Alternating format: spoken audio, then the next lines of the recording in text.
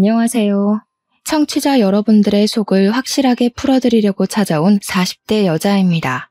이렇게 누군지 밝히지 않고도 속내를 시원하게 털어놓을 수 있는 공간이 있어서 얼마나 다행인지 모릅니다. 제가 오늘 여러분께 들려드릴 이야기는 저희 집에서 눈엣 가시로 찍혀버린 박쥐 같은 우리 시어머니의 이야기랍니다. 처음에는 정말 너무너무 천사 같고 저를 예뻐만 해주시는 분이라고 생각했는데 알고 보니까 뼛속까지 이리 붙었다 저리 붙었다 하는 박쥐 근성이 있더라고요. 그럼 지금부터 제가 당하고 처치하게 된 모든 이야기를 풀어보겠습니다. 남편이랑 결혼을 하기 전부터 저는 집안의 자랑이었습니다. 명문대를 졸업해서 대기업 취직까지 쉼없이 달려온 시간은 저에게 명예를 주었죠. 그러다 첫눈에 반해서 만나게 된 남편과 결혼까지 했으니 제 인생은 정말 탄탄대로라고 생각했습니다. 그때 제가 얼마나 자만을 했었냐면요. 제 인생에 제가 가지고 싶은 모든 것은 다 제 손안에 들어온다고 생각했을 정도였습니다. 아무튼 제가 결혼한다고 인사를 드리고 나서 시모가 진짜 온 동네방네에 제 자랑을 얼마나 하고 다녔는지 상상조차 하기 어려우실 정도일 거예요. 지나가는 동네 사람들이 전부 이 아가씨가 그 집 며느리니? 그 대기업 다닌다는 며느리? 하고 물어보실 정도였으니까요. 거기다가 지인분들에게도 죄다 대기업 다니는 며느리 얻어서 노후가 행복하다고 자랑을 엄청 하고 다니셨대요. 물론 우리 남편이 장남이었으니까 노후에 어느 정도 도움을 드릴 생각이 있긴 하지만 너무 자랑을 하고 다니시니까 부담이 되기도 했죠. 뭐든 적당히 하셨으면 좋겠는데 자꾸 대기업과 노후를 연관지어서 이야기하시니까 저도 많이 불편했어요. 그렇게 결혼 생활이 1년이 넘었을 무렵 저희는 아이가 생기지 않아서 고민이 많았습니다. 피임을 하는 것도 아닌데 아이가 들어설 생각이 없더라고요. 매번 맞춰서 힘을 쓰는데도 생기지 않으니 슬슬 불안하더라고요. 그래서 병원을 찾아가게 되었습니다. 최후의 보루라고 생각하고 간 거죠. 그런데 글쎄 남편의 정자 활동이 너무나도 저조하다는 거예요. 그래서 임신하기가 쉽진 않을 거라고 의사 선생님께서 시험관 시술을 권유하셨습니다. 나이도 꽤 차기도 했고 하루라도 젊었을 때 아이를 가져야 육아하기도 수월하고 편하다는 주위의 이야기도 들려오고 고민이 많이 됐죠. 그런데 시험관 시술이 정말 상상을 초월할 정도로 아프다는 거예요, 글쎄. 남편이랑 저랑은 결국 1년을 더 노력을 해보고 그때도 실패를 하게 되면 시험관 시술을 하자고 약속했어요. 우리 부부의 사이의 일은 그렇게 마무리가 되었는데 남편의 얼굴에 수심이 가득하더라고요. 다른 걱정이 있냐고 물어보니까 본인이 난임이라 아이가 들어서지 않는 건데 시댁에 어떻게 설명을 해야 좋을지 모르겠다고 하더라고요. 시댁에서는 남편이 장남이니까 대를 꼭 이어야 한다고 아들 타령을 심하진 않지만 은근히 눈치 주시면서 하셨거든요. 그래서 그냥 남편한테 아예 난임의 난자도 꺼내지 말자고 애가 잘 안 들어서는 것 같다고만 하자고 합을 맞췄죠. 저도 그렇고 남편도 그렇고 그런 일로 스트레스 받고 싶지 않았거든요. 그런데 저희의 노력이 무색하게도 그 뒤로 1년이 더 지났는데도 아이가 생기지 않았습니다. 그 무렵쯤 회사에서 제 일을 제일 많이 도와주던 상사가 퇴직을 하고 스타트업을 차릴 예정이라고 하면서 저에게 같이 했으면 좋겠다고 은근히 제의가 왔습니다. 회사 상사의 말을 들어보니 조건도 꽤 괜찮았고 연봉은 당연히 대기업에 비할 것이 아니지만 비전이 있다는 생각이 들었어요. 남편과 저는 엄청나게 고민을 하게 되었죠. 대기업에서 받는 연봉이 꽤 됐기 때문에 이 연봉을 포기하고 불구덩이로 들어가야 하나 하는 생각이 들어서요. 게다가 우리 시모가 아이로 스트레스를 주면서도 대기업에 다니기 때문에 아이를 가져도 이래저래 힘들겠지 하면서 넘어가는 부분도 있었거든요. 시모가 그나마 자랑이라고 생각하는 대기업마저 그만둔 것을 알게 되면 난리를 칠 것 같아서 고민을 하고 있었는데 회사 상사가 말하는 스타트업의 전망이 너무 좋아 보여서 자꾸만 고민이 되더라고요. 남편이랑 꽤 오랜 시간 상의를 했지만 결정을 내리지 못하고 전전긍긍하며 시간을 보내고 있었습니다. 대기업이라는 게 참 복지도 좋고 연봉도 좋지만 그만큼 일이 힘들기도 했고 제 일을 가장 많이 도와주어서 의지했던 상사가 그만둔다고 하니까 마음이 갈팡질팡했죠. 그러던 와중에 도련님이 결혼을 하게 되었어요. 아주 급하게 식을 치르게 되었는데 혼전 임신으로 혼수를 준비해왔기 때문이었습니다. 동서가 된 사람은 피부관리실을 운영하고 있었는데 위치가 청담동 한복판에 있었어요. 생각보다 장사가 잘 되나 했더니 정말 장사가 엄청나게 잘 되는 그런 피부관리실이었습니다. 원장으로 있는 동서는 손재주가 좋은 건지 말솜씨가 좋은 건지 고객 관리도 유지도 참 잘하는 사람이었어요. 근데 우리 시모가 뭐랄까 서비스직에 종사하는 사람들을 조금 무시하는 경향이 있는 사람이거든요. 가게를 가던 콜센터에서 상담을 받던 서비스직에서 일하는 사람을 은근히 하대하는 요즘 말하는 갑질을 일삼는 사람이었죠. 그래서 솔직히 동서에 대한 걱정을 많이 했었거든요. 대기업 다니는 걸 자랑이라고 여기시는 시모가 동서를 탐탁지 않아 하면 제가 가운데서 어떤 노력을 해야 하나 고민하고 있었는데 글쎄 아주 헛된 고민이었죠. 동서가 임신을 떡하니 해서 오니까 우리 며느리 하면서 난리가 난 거예요. 그러면서 본격적으로 저한테 우리 첫째 며느리는 도대체 언제 대를 이어주려고 저러는지 모르겠다면서 대놓고 뭐라고 하시더라고요. 첫째가 임신을 먼저 했어야 했는데 순서가 아무리 없다지만 너무한 거 아니냐고요. 저야 뭐 한 귀로 듣고 한 귀로 흘렸지만 우리 남편의 속이 많이 상했나 보더라고요. 스트레스 받는다고 시댁에 가기 싫다고 하더라고요. 우리 시모는 남편한테 문제가 있을 거라는 생각을 전혀 안 하는 사람이었어요. 당연히 저한테만 잔소리를 하셨거든요. 그런데 남편 입장에서는 자기한테 문제가 있는 거니까 저한테 미안하기도 하고 좀 그랬나 봐요. 그런데 예상 밖의 문제는 또 있었어요. 본격적으로 시모가 저와 동서를 차별하기 시작한 거죠. 우리 며느리 하면서 지인들 모임에 동서만 데리고 다니기 시작한 거예요. 처음에 말했듯이 시모 주변에 시모를 아는 모든 사람들이 제가 대기업에 다니는 걸 알 정도로 제 자랑을 엄청나게 하고 다니셨다고 했잖아요. 그런데 이제는 그 모든 걸 동서한테 하고 계신 거였죠. 우리 시모가 또 발이 얼마나 넓은지 정말 모임 광이거든요. 그동안은 그런 자리에 저를 꼬박꼬박 데리고 다니셨었단 말이죠. 친구들 모임, 친인척 모임에 저를 자랑하려고 데려가서는 우리 며느리가 대기업에 다니느라 바쁜데도 나를 위해 이렇게 시간을 내어준다면서 이야기하셨어요. 그런데 그 대상이 이제 제가 아니라 동서로 바뀐 거예요. 우리 둘째가 손이 아주 야무져서 청담동에서 피부관리실을 운영하는데 연예인도 와서 받는다더라 이러면서요. 거기다가 동서한테 들었는데 지인들에게 글쎄 피부관리실에서 모임을 하자며 6명이나 데리고 가서는 공짜로 피부관리를 받고 왔다고 하더라고요. 동서가 저에게 약간 어이가 없다는 식으로 전화가 와서 설명을 하길래 저도 기함을 했죠. 아무리 며느리라지만 6명의 지인을 싹 다 데리고 와서 공짜로 관리를 받고 갔다는데 진짜 너무 뻔뻔한 거죠. 안 그래도 동서가 결혼 초에 시모랑 저를 피부관리실에 데려가서 관리를 받게 해준 적이 있었거든요.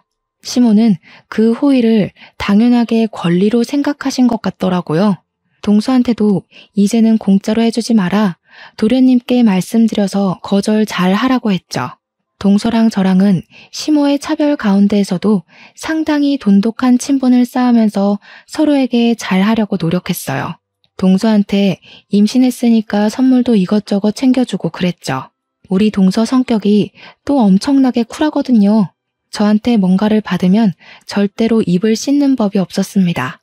제가 동서한테 호의를 베푼 건데 자꾸 되돌려주면 나도 선물 더는 못 해준다고 이야기를 했더니 선물을 주시면 앞으로는 피부 관리를 해드리겠다고 딜을 하던 사람이에요. 자기는 절대로 받고 입 닦는 사람이 못 된다면서 다른 집들도 이러는지는 모르겠지만 동서랑 저랑 참 성격도 잘 맞고 잘 지냈어요. 시댁에서 손주 타령 엄청 하는데 손주 먼저 떡하니 안겨주는 동서한테 제가 고맙기도 했고요. 아무튼 저는 결국 그쯤 상사와 함께 스타트업에 참여하기로 결정을 내렸고 오랜 시간 몸담아왔던 대기업 생활을 청산했습니다. 시모에게 말을 하진 않았지만 남편이 이야기를 한 건지 그때부터 시모의 잔소리가 엄청나게 건너오기 시작했습니다. 애를 가지지 않는 게 대기업 다니느라 승진해야 해서 바빠서 그런 건 줄 알았더니 어디 일을 때려치우고 구멍가게에 들어가냐고요. 저한테 막 큰 소리까지 내시면서 사표 무르고 다시 대기업에 잘못됐다고 말을 하고 재취업을 하라더군요. 그 스타트업에 무슨 비전이 있겠냐, 그 좋은 대기업을 왜 그만두냐, 처음에는 달래다가 나중에는 화를 내시더라고요. 회사 직원도 너랑 회사 상사랑 둘이라고 하던데 그게 제대로 된 회사는 맞고 월급은 나오냐고요. 우리 아들이 번 돈으로 호의호식하려고 그러는 거 아니냐 하면서 하고 싶은 말 다 쏟아내시는데 그동안 어떻게 참으셨는지 모르겠더라고요. 근데 대표님이 되신 우리 회사 상사가 대기업에 재직 중인 당시에 우리 부서 최고 브레인이자 중심축에 있던 사람이었거든요. 우리가 IT 보안 쪽에서 일을 하고 있었는데 정말 신의 손이라고 불리던 사람이고 회사를 그만두더라도 분명 자리만 잡으면 일이 쏟아질 거라고 예상했단 말이죠. 오죽하면 우리 부서에 있던 사람들 몇 명이 따로 연락 와서는 스카우트 좀 해달라고 부탁을 할 정도였는데 시모가 구멍가게라고 무시하니까 저도 기분이 영 별로더라고요. 시모는 결국 대기업을 다니지 않는 저를 엄청나게 구박하고 무시했어요. 뭐 돈 100만 원은 버는 거냐? 쪽팔려서 며느리라고 말하고 싶지도 않다고요. 덧붙여서 차라리 이참에 애나 낳으라고 아들 낳아야 하는 거 알지? 너네가 대를 이어야 한다고 난리를 치셨습니다. 처음에는 제 일에 대해서 아무것도 모르면서 막말을 하는 시모가 미웠지만 시간이 지나니까 한 귀로 듣고 한 귀로 흘려버리게 되더라고요. 제가 그렇게 스타트업을 시작한 지 6개월이 지나서 동서가 드디어 출산을 했습니다. 주스도 꽉 채워서 나오는 바람에 애 몸무게가 4.1kg이었다고 하더라고요. 동서가 정말 온몸이 찢어지는 줄 알았다고 했어요. 애 낳느라 얼마나 고생했는지 얼굴에 실핏줄이 다 터져서 푸르댕댕해질 정도로 힘을 줬다고 하더라고요. 근데 제가 일이 바빠서 당일에는 병원에 가질 못하고 그 다음날 완도산 최고급 미역을 싸들고 동서의 병실로 찾아갔단 말이죠. 그랬더니 시모가 눈에 쌍심지를 켜고 저를 째려보더니 일도 널찍하면서 뭐가 바쁘다고 이제서야 찾아오냐고 화를 내셨어요. 저는 기분 좋아 시조카도 보고 동서랑 이야기도 나눌 겸 찾아간 건데 시모가 보자마자 기분 나쁘게 하니까 좀 그랬죠. 제가 아무 소리도 안 하고 있으니까 저한테 뭐라는 줄 아세요? 밤새 동서 수발을 들어도 모자란데 이제야 뻔뻔하게 나타났다고 하더라고요. 네가 애를 낳아봤어야 알지 하면서 혀를 차는데 우리 남편도 도련님도 누워있는 동서도 다 식겁해서 제 눈치를 보더라고요. 저는 그냥 할 말은 많았지만 굳이 하지 않았습니다. 아무 소리 안 하고 가만히 앉아서 동서한테 두런두런 말을 시키고 있는데 동서가 목이 마르다고 하더라고요. 원래 탈수가 오거나 수분이 부족할 때 물보다 이온 음료가 좋다고 하잖아요. 그래서 동서에게 이온 음료를 건넸죠. 아플 때에도 물 대신 이온 음료를 더 찾아 먹기도 하고 하니까 일부러 생각해서 건네준 거였어요. 그런데 우리 시모가 제 손에 들린 이온 음료를 보자마자 제 뒤통수를 퍽 소리나게 때리는 거예요. 또 너무 놀라서 으악 소리를 내고 우리 남편도 놀래서 엄마 뭐 하는 거야 하면서 소리를 질렀어요. 동서랑 도련님은 아무 소리도 못하고 입만 떡 벌리고 있었고요. 그러자 시모가 저한테 생각이 없어도 너무 없다면서 물을 줘야지 음료수를 주면 어쩌냐고 너도 나중에 애 낳으면 음료수나 마셔라 하는데 남편은 옆에서 한숨 쉬고 있고 시모는 이때다 싶었는지 언제 아이 가질 거냐고 닥달을 했어요. 둘째네가 먼저 아들을 낳으면 장남이 면이 서겠냐고 둘째네가 딸 낳아서 다행인 줄 알아 이러는데 동서랑 저랑 둘 다 표정이 썩어 들어갔죠. 남편은 제가 뒤통수를 맞은 게 본인 뒤통수를 맞은 것처럼 기분이 나빴는지 시모에게 소리를 쳤어요. 왜 애먼 사람을 잡고 그래? 내가 불임이래, 내가. 내가 몸이 안 좋아서 임신을 못 시키는 거라고요. 제발 가만히 좀 있으세요. 엄마가 그럴수록 내 체면이 더 안 선다는 거 알아두시라고요. 그 말을 들은 시모가 완전 어안이 벙벙한 표정으로 저를 한번 남편을 한번 번갈아 가면서 보시더라고요. 믿기지 않는다는 목소리로 이게 다 무슨 소리냐고, 웬 말도 안 되는 소리를 하고 있냐고 저한테 솔직하게 이야기를 하라고 재촉을 하시더라고요. 그래서 제가 그랬죠. 불임은 아니고 난임이라 좀 어렵대요. 그러니 남편이 다 자기가 부족해서 생긴 일인데 왜 우리 마누라 탓을 하냐고, 우리가 노력도 안 해본 줄 아냐고 시모한테 난리를 쳤습니다. 듣던 동서도 도련님도 불편했는지 제발 그만하시라고 남편을 말리기 시작했죠. 시모는 동서 병실 한복판에 주저앉아서 아니 우리 아들이 난임이라고? 애를 못 가진다고?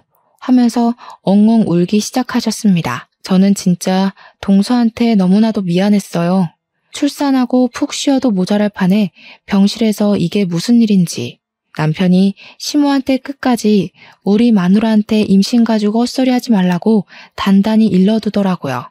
그날 이후로 시모가 저에게 임신, 손주, 출산을 가지고 전화를 하는 일이 일절 없었습니다. 동서는 저에게 마음이 괜찮은 거 맞냐고 연락 오긴 했는데 사실 저랑 남편은 이미 어느 정도 아이에 대한 생각을 포기했던 터라 괜찮다고 했죠. 요즘은 일이 바빠서 아무 생각도 들지 않는다고 동서한테 걱정 말고 육아에 신경 쓰라고 했어요. 근데 동서 이야기를 들어보니까 시모가 저한테는 전화도 없고 문자도 없고 집에 찾아오거나 하는 일도 없이 지내는데 동서랑은 계속 연락하고 만나고 한다고 하더라고요. 손녀를 얼마나 예뻐하시는지 매일같이 동서네 집에 출퇴근하시면서 육아를 도와준다고 하더라고요. 뭐 차라리 잘된 거 아니냐, 시모가 잔소리는 안 하냐 하니까 잔소리를 하긴 하는데 그래도 시모가 도와줘서 숨 돌릴 틈은 있대요. 그러다가 동서네 아기 100일 잔치 이야기가 나와서 혹시 얼마 안 남았던데 따로 일정 같은 거 있냐고 물어봤어요. 동서한테 원래 가족끼리 100일에 밥 먹고 사진도 찍고 한다던데 동서네는 어떻게 할 거야? 선물은 뭐 사줄까? 하고 물어보니 난처해 하더라고요. 그러더니 저한테 형님 너무 기분 나빠하지 말고 들어주세요. 이러는데 느낌이 딱 오더라고요. 제 예상대로 시모가 저랑 남편 꼴도 보기 싫다고 부르지 말라고 했다는 겁니다. 그래서 그냥 아 그래? 하고 넘어가려 했는데 동서가 우리 가족이랑 따로 만나서 밥 먹고 싶다고 오늘 때길래 알겠다고 했어요. 동서도 가운데에서 얼마나 난처할까 싶어서 마음이 좀 불편했습니다. 100일 잔치는 따로 2번 하는 걸로 마무리가 되었는데 그걸로 끝나는 게 아니었습니다. 명절이 되니까 저랑 남편 보기 싫다고 명절에 모이지 말자고 하시던 시모가 동서네랑 여행을 다녀오셨더라고요. 동서가 나중에 형님네도 오시는 줄 알았는데 깜짝 놀랐다며 시모가 비행기 티켓 다 끊어놓고 몸만 오라고 했다고 했대요. 당연히 저희 부부도 있을 줄 알았는데 안 오셔서 놀랬다고. 저는 뭐 아예 듣지도 못한 이야기니까 어색하게 웃고 말았죠. 동서가 좀 피곤하겠지만 시모한테 좀 잘해드려 하고 말았습니다.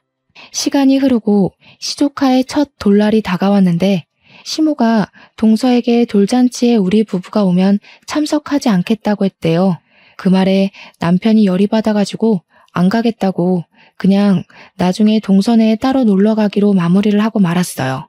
남편이 진짜 자기 엄마가 이런 식으로 나올 거라곤 꿈에도 생각 못했다고 열불을 토하는데 오히려 저는 편했죠 뭐. 스트레스 주는 시모랑 얼굴 보고 밥 먹는 것만큼 짜증나는 일도 없었으니까요.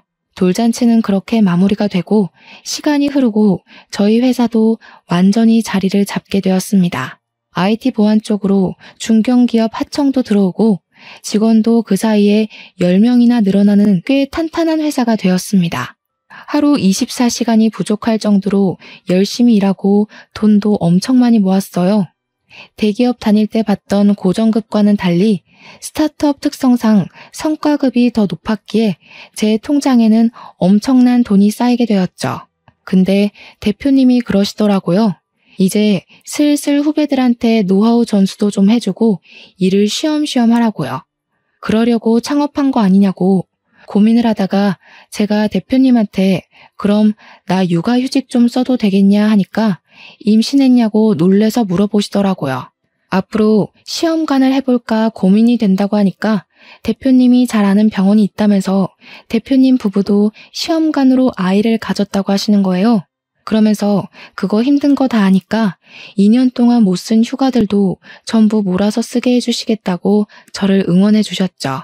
남편은 시험관은 많이 힘들다던데 하면서 저를 걱정하면서도 아이를 가지고 싶어 하는 눈치라 저는 큰맘 먹고 시험관 시술을 했습니다. 정확히 3차 시술에 자궁 안에 착상이 잘 되었다는 것이 보인다는 이야기를 들었고 아기집이 2개라는 이야기도 들었습니다. 한마디로 쌍둥이를 임신하게 된 것입니다. 시댁에는 입싹 씻고 말하지 않고 있다가 애들 16주에 성별을 확인했더니 둘 다 아들이라고 하더라고요.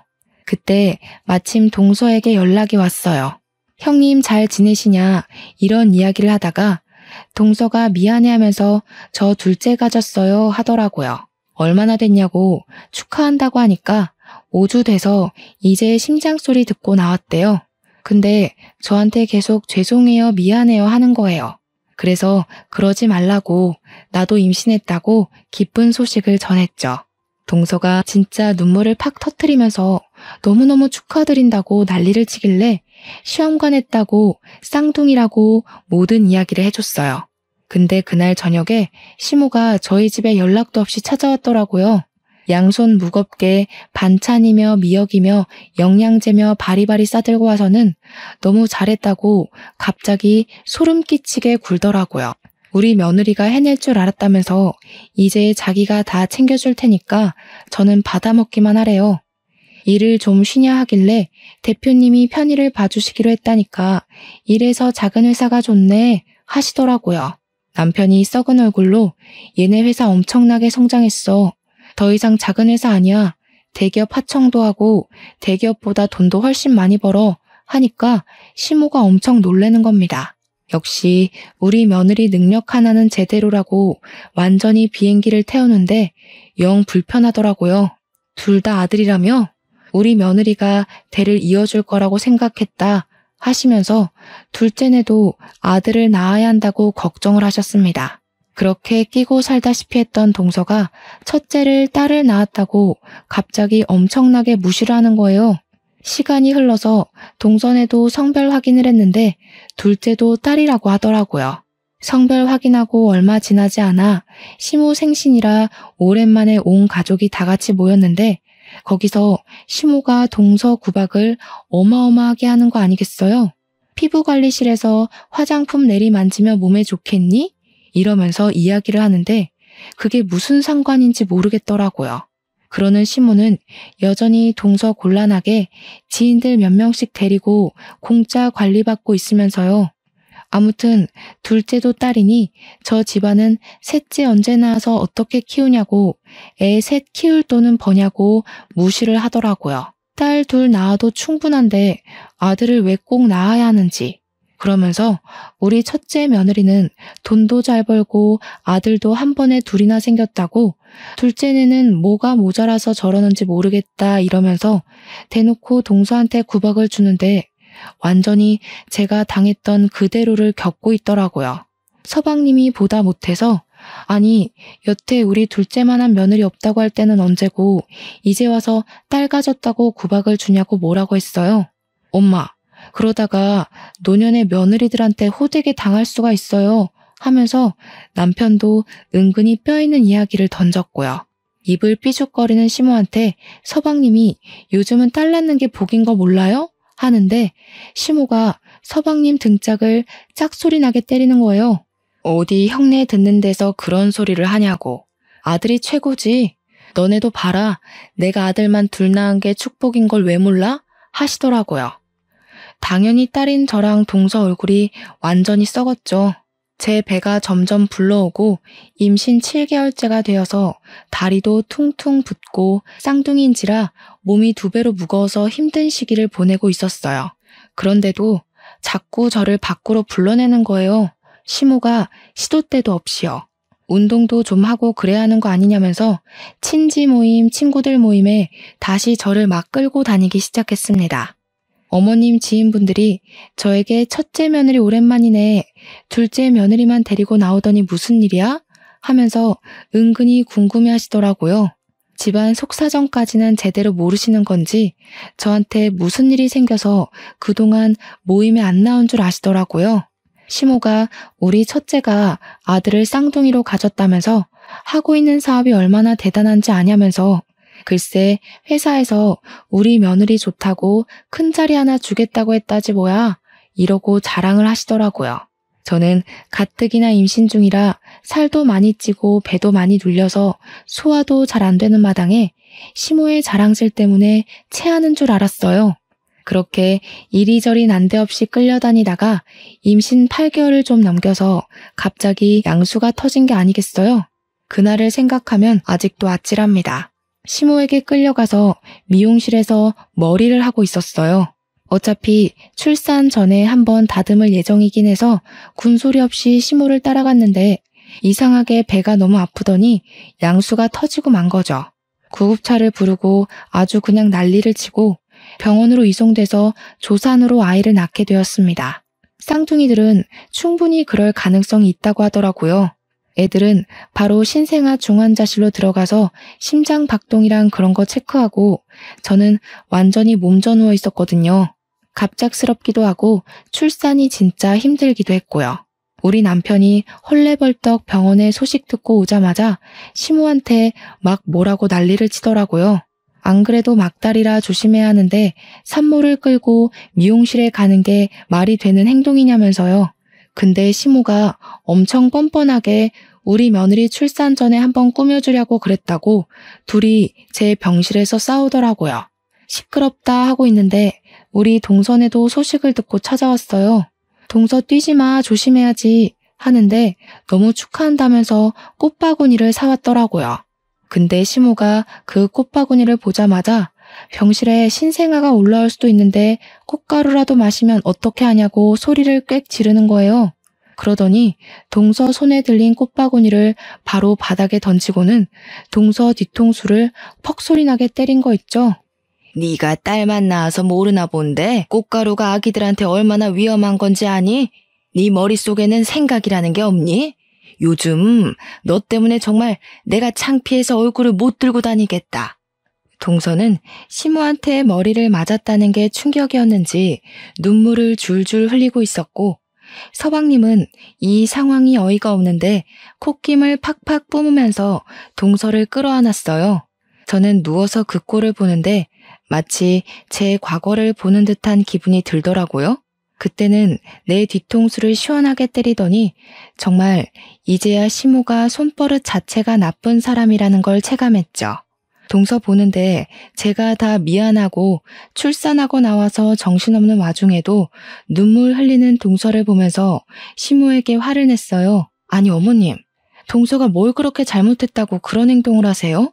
입이 있으면 말을 해보세요. 미안한데 저도 어머님 뒤통수 칠 수 있거든요? 제가 지금 쳐드려요? 시모는 제 입에서 그런 말이 나올 줄 상상도 못했다면서 어찌 시모한테 그런 말을 할 수 있냐고 어이없어 했죠. 우리 남편도 떨어진 꽃바구니 주워서 잘 올려두고는 시모한테 엄마 당장 나가라고 하면서 시모를 밀면서 쫓아냈어요. 저는 동서에게 일부러 더 꽃선물 받고 싶었다. 우리 남편도 안 해온 선물인데 너무 고맙다. 꽃이 예쁘다고 계속 이야기를 해줬죠. 그러니까 뒤통수 맞고 울고 있던 동서가 그제야 저한테 얼굴이 많이 상했다고 출산하느라 힘드셨죠 하면서 말을 걸더라고요. 아니야, 괜찮아 하는 순간에 시모가 병실 문을 열고 벌컥 들어오더니 또 소리를 치는 겁니다. 야, 첫째가 얼굴 상한 걸 봤으면 화장품이라도 챙겨와서 피부 관리를 좀 해주던가. 너는 생각이 없어도 너무 없다. 하는데 진짜 제가 지쳐서 대답도 못하고 한숨 쉬면서 남편만 바라봤어요. 제발 좀 치워달라는 표정으로 보고 있으니까 남편도 연을 끊을 기세로 시무를 째려보고 있더라고요. 결국 제가 나서야겠다 싶어서 지쳐서 이야기를 했습니다. 그냥 제가 못 씻어서 그런 거예요, 어머님. 저 너무 힘드니까 이제 돌아가세요. 그랬더니 우리 아들 낳은 며느리 힘들면 안 되지 하면서 푹 쉬라고 자긴 집으로 가겠다고 하시면서 나가더라고요. 진지하게 우리 시모 인성에 문제 있다는 생각을 하게 되었죠. 저는 조리원도 잘 갔다 왔고 육아휴직도 냈는데 대표님이 쌍둥이니까 육아휴직도 2배로 주시겠다고 하시더라고요. 대신 집에서 급한 일 생기면 일주일에 1~2번 정도만 일을 도와달라고 하셨습니다. 곰곰이 생각해보니까 미치는 장사는 아닌 것 같더라고요. 일주일에 1~2번 정도 일을 봐주고 육아휴직 2배면 좋은 것 같았어요. 일주일에 1~2번 일하는 것도 1~2시간이면 끝날 일이라고 했고요. 저는 집에서 쌍둥이를 보느라 정신없고 우리 친정에서도 도와주고 시모가 도우미도 보내주었어요. 그렇게 2달하고도 며칠이 더 흘렀을 때 동선에도 아이를 낳았는데 첫째 아이가 이미 있었잖아요. 아무리 어린이집에 간다고 해도 동선에도 아이를 봐줄 사람이 필요했죠. 동선의 가족이 지방에 있던 터라 시모에게 아이를 좀 돌봐주십사 하고 부탁을 드렸나 보더라고요. 동선의 친정에서 가끔 올라와서 도와주시긴 하는데 내내 와서 봐주실 수가 없으니까 부탁을 드렸더니 시모가 너네는 도우미 쓸 돈도 없냐고 했대요. 왜 다 늙은 자기한테 애를 봐달라고 하냐면서 동서에게 딱 잘라서 이야기했다고 하더라고요. 근데 좀 제 마음이 너무 불편한 거예요. 물론 제가 쌍둥이를 낳긴 했지만 도우미도 불러주시고 우리 집에도 맨날 오셨거든요. 우리 손자들 봐야 한다고 아들들이 얼마나 대차게 생겼는지 장군감이라면서 딸이랑은 차원이 다르다고 제가 동서한테 너무 미안해서 오죽하면 남편 시켜다가 동선에 반찬이랑 국 같은 걸 해다 바치기까지 했다니까요. 동서도 저한테 시모가 너무 박쥐처럼 굴어서 짜증난다고 했고요. 물론 저도 그렇게 생각하고 있어서 동의를 했죠. 해도 너무한 것 같은 거예요. 제가 임신 못한다고 했을 때는 그렇게 저를 구박하더니 아들 낳았다고 제가 최고라고 하는 게 너무 속보이고 재수없었죠. 세월이 흘러 저는 육아휴직도 끝이 났고 아이들도 3살이 되어서 어린이집에 다니기 시작했습니다. 그동안 틈틈이 회사 일을 놓지 않은 덕분에 복직하고 나서도 무리 없이 잘 적응해서 다니고 있었어요. 우리 동서는 피부관리실을 계속 운영하고 있었는데 어느 날 공중파 TV에 엄청 유명한 연예인이 자기 일상을 공유하는 프로그램에서 우리 동선의 숍에 간 게 나온 거예요. 원장님 손길이 끝내준다면서 우리 동서도 TV에 나오고 인터넷에 거기 피부관리숍 도대체 어디냐고 난리가 난 거죠. 방송되자마자 동선의 가게 위치까지 싹 나오는데 동서랑 연락할 틈이 없어질 만큼 동서가 바빠졌어요. 길 가다가 원장님? 하면서 알아보는 사람이 생길 정도로 유명해진 거죠. 무슨 뷰티 프로그램에서 고정 출연해달라고 해서 방송도 하게 되고 피부관리법 알려달라고 해서 방송사에서 콜이 엄청 왔대요. 동서가 방송 일에 뛰어들고 동서 이름이 걸린 마스크팩까지 출시가 된 거죠. 방송 나오고 6개월 만에요. 그랬더니 당연히 무슨 일이 일어났겠어요? 시모가 동서만 찾는 거죠. 우리 둘째 시간 되냐고 나랑 모임 좀 가자 이러면서 근데 동서가 딱 반기를 들더라고요. 그전까지는 해달라는 대로 다 해줬지만 딸 2 낳았다고 구박한 게 당연히 마음에 남아있지 않겠어요? 딱 잘라서 거절하기 시작한 거죠. 저 바빠서 그런 자질구레한 모임에는 나갈 수 없어요. 오늘도 대기업 회장 사모님 예약 있어서 준비해야 돼요. 시모한테 대놓고 말했대요. 시모가 기분은 나쁜데 아쉬운 건 자기니까 동서한테는 티도 못 내고 이렇게 했다네요. 그러니? 그러면 내가 네 시간에 맞추마. 이러면서 살살 달랜 거죠. 동서가 저 앞으로 3개월 넘게 예약이 다 차 있는데요? 하면서 3개월 뒤에도 그런 모임에 쓸 시간이 생길지는 모르겠어요. 했대요. 그랬더니 우리 시모가 진짜 양심도 없이 동서한테 홈쇼핑에서 팔고 있는 마스크팩이라도 좀 주라고 지인들 나눠주겠다고 했대요. 동서가 아무것도 모르는 척하면서 지인들한테 왜 나눠줘요? 하니까 당황한 시모가 아니 내가 너네 팩 좋다고 홍보 좀 해주고 하려고 하면서 몇 박스를 달라고 했다네요. 그래서 동서가 홍보 없이도 완판이라서 괜찮아요. 그냥 두세요. 했다는 거예요. 시모가 할 말도 없고 동서가 따박따박 말대꾸하니까 됐다 하고 끊어버렸다고 하더라고요.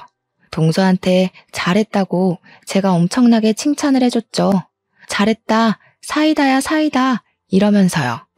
그랬는데 저한테도 기회가 찾아오게 되었어요. 교양 채널에서 저에게 출연을 좀 부탁한다는 연락이 오게 된 거죠. 그때가 한창 막 인터넷 보안 관련해서 보이스피싱에 패킹 이런 게 매일같이 뉴스에 방송되던 시절이었거든요. 제가 또 IT 보안업체에서 일을 하고 우리 대표님이 그런 데 나서서 인터뷰하시는 걸 워낙 싫어하시는 분이라 저한테 나가라고 시키더라고요. 상사가 하라는데 제가 거기서 싫은데요? 할 수가 없어서 인터뷰도 엄청 열심히 하고 설명도 최대한 귀엽게 사람들이 이해하기 쉽도록 설명을 했어요. 그게 방송에 나오고 기사로도 막 뜨고 길 가다가 알아보는 사람은 없어도 업계에서 꽤 유명해졌단 말이죠. 그리고 어르신들이 그 방송을 많이 시청하셨나 봐요. 시모 지인들이 저를 알아보고 시모한테 어머 첫째 며느리 아니냐고 호들갑을 떤 거죠. 시모가 저한테 연락이 와서는 같이 모임에 나가자고 엄청나게 조르더라고요. 근데 우리 동서가 싫다고 딱 잘라 거절을 했는데 저라고 거기 떡하니 나가면 되겠어요? 제가 일을 하는 사람인데 어떻게 시간을 마음대로 빼고 출근을 하고 말고 할 수 있을까요? 이 업계에서 난다긴다 하는 사람들 24시간 일한다고 해도 무방해요 하면서 시간 없어요 하고 거절을 했더니 제 시간에 맞추겠다고 하시더라고요. 그러면 금요일 새벽 1시쯤 어떠세요? 하니까 시모가 씩씩거리면서 끊더라고요. 그렇게 저랑 동서는 완전히 시모의 연락을 싹 무시하고 평온한 일생을 보내고 있었습니다. 물론 밖에서 만나는 모임에 참석하지 않은 것이지 명절까지 무시하고 지나갈 수는 없었죠. 어쩔 수 없이 명절에 동서와 저는 나름 긴장을 하고 시댁에 찾아갔습니다. 그래도 남편들이 있으니까 괜찮겠지 했는데 시모가 보자마자 서운하다고 난리를 쳤어요. 어떻게 시애미가 면 한 번 살려달라고 부르는데 콧배기를 한 번도 안 비치니? 그러면서 저희한테 며느리들이 해도 너무한다고 시애미 늙었다고 무시한다고 손가락질을 막 하는 겁니다.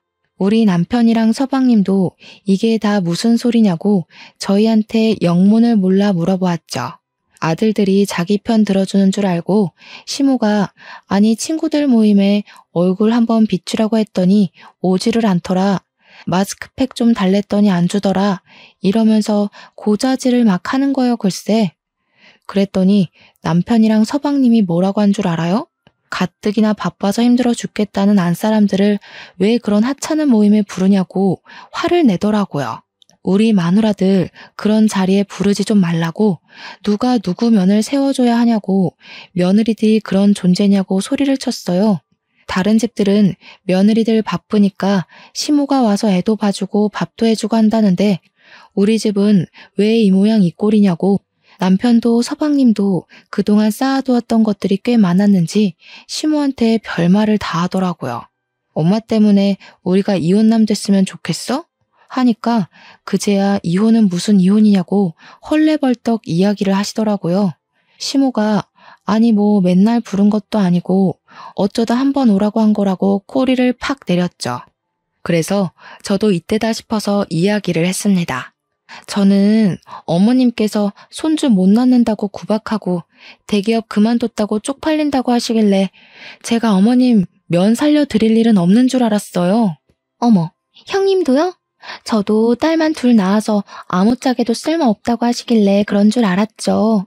저희가 가면 어머님만 더 곤란해지시는 거 아니에요? 쐐기를 박는 한마디를 날리니까 우리 시모가 글쎄 아무 소리도 못하고 당황해하면서 눈알만 굴리더라고요. 그날 이후로 뭐 동서랑 저한테 모임에 나와라, 이것 좀 해달라 말도 못하시고 그냥 별일 없냐, 잘 지내냐, 많이 바쁘냐, 건강 챙겨라 하면서 본론은 못 꺼내고 안부만 주야장천 물어보시면서 눈치를 보시더라고요. 저랑 동서가 말 그대로 문전박대를 해버렸으니까 자기도 예전처럼 강요를 못하는 거죠.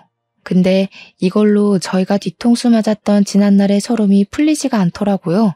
그래서 동서랑 아예 시모도 모임에 나가지 못하게 만들어버릴까 싶어서 둘이 작전에 모의했습니다. 시모에게는 우리 둘 다 모임에 나가드리겠다고 하니까 좋다고 날짜랑 장소랑 알려주시더라고요. 모임에 나가니까 시모 지인분들 쫙 앉아 있으셨는데 저희를 보자마자 며느리들이 너무 똑똑하고 예쁘고 재주도 좋다고 칭찬이 막 나오고 있었어요. 우리 시모가 어깨가 완전히 치솟은 게 보이더라고요. 그래서 동서랑 지금이 타이밍이다 싶었죠. 예쁘게 봐주셔서 감사해요. 그런데 우리 어머님께 저는 별 볼 일 없는 며느리예요. 제가 대기업 퇴사했다고 엄청 싫어하셨거든요. 제가 우리 어머님한테 뒤통수까지 맞았잖아요. 어머님, 저 이렇게 성공할 거라고 생각 못 하시고 제 뒤통수 친 거 맞으시죠? 우리 어머님 손버릇이 고약한 건 오랜 지인분들이니까 다 아시죠? 마음에 안 들면 바로 손부터 나가니까 다들 뒤통수 조심하셔요. 아, 그렇죠, 형님. 저도 딸만 둘 낳았다고 어머님께 뒤통수 맞았잖아요. 다짜고짜 때리셔서 얼마나 놀랐었는지. 어머님 아시죠? 이제 저희 남편이랑 아주버님이 어머님이랑 인연 끊겠다고 하셨잖아요. 누구든 어머님이랑 연락만 하면 그 사람 휴대폰 부숴버릴 거라고 신신당부를 하더라고요. 그래서 저희끼리 명절 때도 더 이상 찾아뵙지 않고 어머님이랑 연 끊기로 했어요. 오늘이 마지막으로 뵙는 날이겠네요. 우리 남편이 나 여기 온 거 알면 큰일 나. 동서도 그렇지? 얼른 가자 우리. 시모랑 시모 지인들이 입덕 벌리고 있는 와중에 동서랑 팔짱을 끼고 그 자리를 나왔습니다. 모임에 있던 사람들 전부 교양인인 척 하하호호 떠들어대던 시모의 본 모습을 보고 무척이나 놀랐던 것 같아요. 안 그래도 사색이 되어서 저희만 멍하니 바라보고 있던 시모를 보면서 저랑 동서랑 엄청 통쾌했거든요. 얼굴은 물론이고 손까지 핏기가 싹 가셨던데 역시 사람은 착하게 살아야 합니다. 아무래도 나이가 더 들면 그놈의 노후 때문이라도 저희한테 빌붙어야 하니까 자존심 굽혀가면서 연락 올 게 뻔하긴 한데 동서랑 저랑은 무릎 꿇고 시모가 빈다고 해도 절대로 받아주지 않기로 약속 꼭꼭 걸었네요. 심보를 곱게 써야 나중에 다 복으로 돌려받는 거 아시죠? 앞으로는 동서랑 저랑 시모에게 시달리는 일 없이 즐거운 명절 보내기를 기대해보며 제 이야기는 여기서 줄이도록 하겠습니다. 제 사연을 들어주신 여러분 정말로 감사합니다.